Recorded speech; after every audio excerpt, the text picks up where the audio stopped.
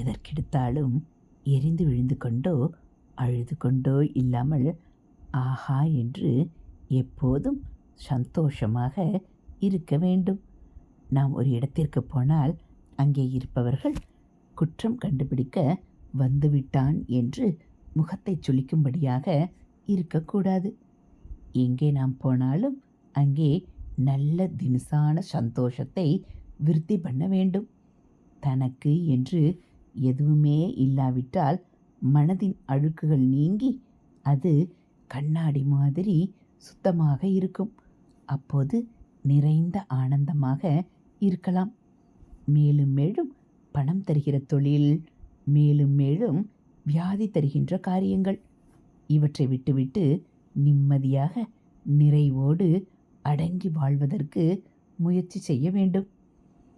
ஹரஹர சங்கர, ஜெய ஜெய சங்கர. மகாபெரியவா சரணம். இது மகாபெரியவா அருள்வாக்கு.